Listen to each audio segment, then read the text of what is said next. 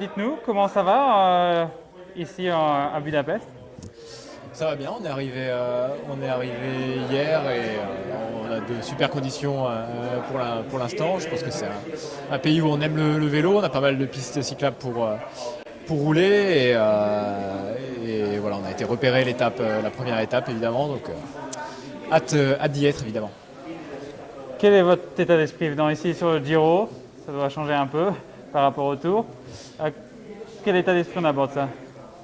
Avec excitation bien sûr, c'est mon premier Giro et c'est une course que j'avais envie de découvrir depuis plusieurs années. Et maintenant j'y suis et je suis content d'y être. C'est une course qui est toujours assez disputée, il y a pas mal généralement de rebondissements et c'est une course intéressante à suivre à la télé et je pense que c'est une course intéressante aussi à participer en tant que coureur, qu'acteur. Donc voilà, c'est l'excitation qui domine aujourd'hui.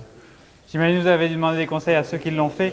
Quelle est la grosse différence vraiment? Vous avez parlé d'étapes excitantes, on est aussi à une autre période de l'année. Quels sont les gros challenges quand on vient au Giro et qu'on est plus habitué au Tour en juillet? Déjà, j'espère qu'il y aura un petit peu moins de stress sur la première semaine que la première semaine du Tour. Et ça, je le sais qu'il y aura beaucoup de montagnes ensuite qui va arriver. C'est le Grand Tour et en particulier cette édition avec le plus de mètres de dénivelé. Donc ça, c'est pas pour me déplaire. Et donc, voilà, on a 3 coureurs italiens dans l'équipe.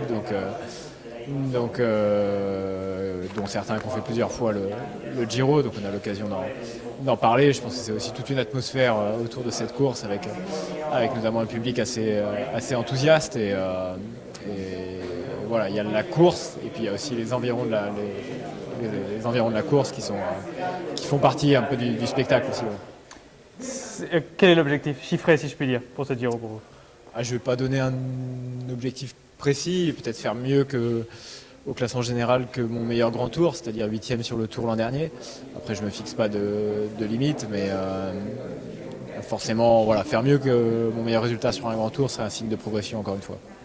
Merci Guillaume, Merci. profite bien.